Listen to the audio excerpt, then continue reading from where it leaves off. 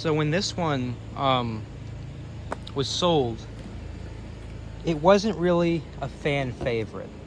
And that's just because back in 2012, when this was sold, Spirit wasn't really, they weren't necessarily carrying a lot of gruesome props like this one. So this was a different type of prop.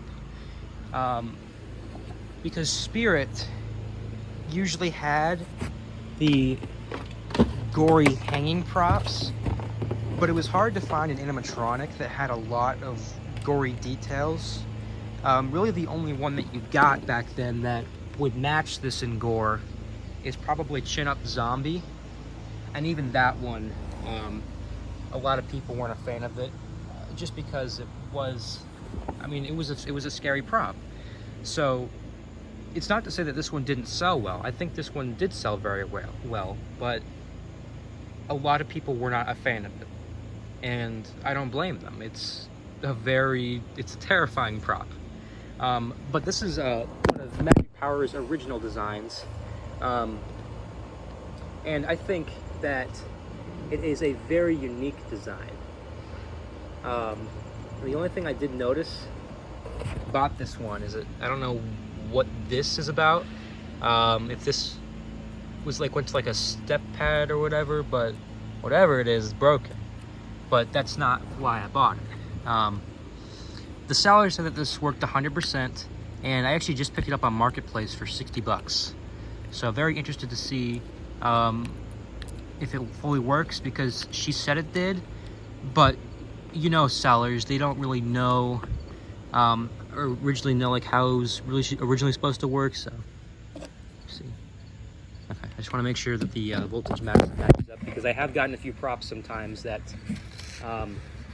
the voltage is different. You don't want to fry out this thing. This is not latex. This is rubber. Magic Power always used rubber on their props. So anyone wondering, this is not. Well, I could be wrong, but it does not feel like latex. So I want to go ahead and get it plugged in, and we're going to test it. But I think it's a really cool prop. Like Magic Power props, it's probably going to take a little bit to warm up. But they said it fully worked, so let's go ahead and test it.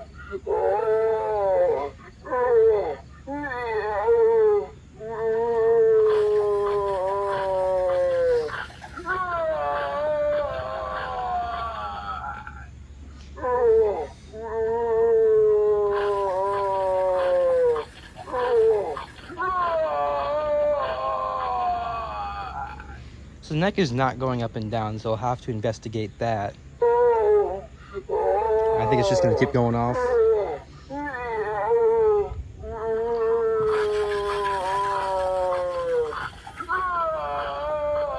But everything else seems to work very nicely.